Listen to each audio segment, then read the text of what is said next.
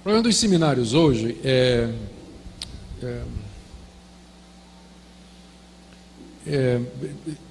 deixa eu ver como é que eu digo isso aqui. Tem várias coisas que aconteceram com os evangélicos no mundo, não é Brasil só não, no mundo, que fizeram com que o treinamento do nosso pessoal acabasse sendo uma fonte de problemas. O primeiro é a questão da busca do reconhecimento do Estado. Então, os seminários, muitos deles cederam à tentação de se tornarem cursos de teologia reconhecidos pelo Estado, no exterior e aqui. Na Europa, isso desde o século XVIII. Os pastores das igrejas europeias tradicionais, reformada, episcopal, anglicana, luterana, eles geralmente eram formados em cursos de teologia das universidades federais, mantidas pelo Estado. Porque até hoje, em alguns países, Suíça pelo menos, o pastor é pago pelo Estado, ele é funcionário público. Então isso é um problema, não é? Isso é um problema quando há essa preocupação do Estado de submeter a formação, a preocupação da igreja de submeter a formação dos seus pastores à inspeção e autorização do Estado. Isso chegou também no Brasil, há cerca de 20 anos passados, quando o MEC reconheceu a profissão de teólogo e criou os cursos de teologia reconhecidos. E o que é que aconteceram?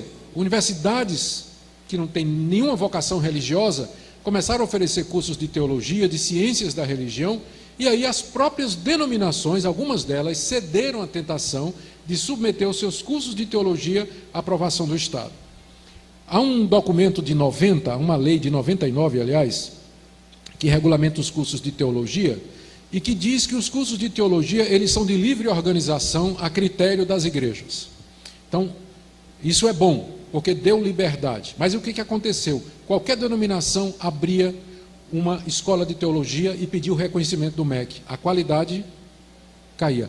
Aí agora a última decisão do MEC, e eu estive em Brasília com uma comissão, falando com o ministro da Educação, o Haddad, o primeiro parecer do MEC-CESU, foi acabar com o elemento teológico dos cursos de teologia, pastor. O primeiro parecer foi esse. Em teologia, os estudantes iam estudar somente ciências da religião, fenomenologia, história, geografia, e são 6 eixos, e tirava o eixo teológico. Por quê? Porque ele diz o seguinte: o Estado não pode favorecer uma religião, porque o Estado é laico. Então tem que formar pastores que podem servir no espiritismo, no budismo, no catolicismo. Então você tem que tirar o elemento confessional. Esse foi o parecer do MEC. Nós fomos lá, protestamos. Eu estava com um grupo de líderes de outras igrejas, e nós fomos lá, protestamos, e o ministro submeteu outra vez ao MEC-CESU, e eles botaram de volta o eixo teológico. Mas aí você já vê em que direção o Estado está indo, não é? Ele vai cada vez mais secularizar os cursos de teologia. De vez em quando, quando eles chegam lá no Mackenzie e pedem a relação dos professores, a maioria é presbiteriana, eles dizem assim: você só tem presbiteriano como professor, por que não tem um católico? Vocês não têm alunos católicos? Temos. Vocês não têm aluno budista? Tem. Por que não bota um professor budista, professor? Não, porque essa aqui é uma universidade presbiteriana. Sim, mas não é reconhecida pelo MEC? É reconhecida pelo MEC. Não, mas tem que ter, tal. Aí, quando na hora de dar nota 3, a nota máxima é 5, né? Dá 3. Então, nunca consegue, porque nós não vamos botar professor católico. Não vou botar professor católico na universidade para dar teologia, claro que não. Então, é uma dificuldade toda vez que se busca o reconhecimento. Então, acontece isso aí. Outro problema é a questão financeira. Se você não tiver, o seminário não se aguenta, porque seminarista não tem dinheiro, né? Não tem.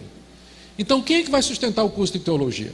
Então, o seminário vai depender muito de pastores que são professores voluntários, pastores que não têm tempo, exatamente porque eles estão dando um tempo que sobra, porque eles estão ocupados com a igreja deles, eles não têm tempo de preparar um curso bem preparado, estudar, fazer um mestrado, fazer um doutorado, exatamente por causa da questão financeira.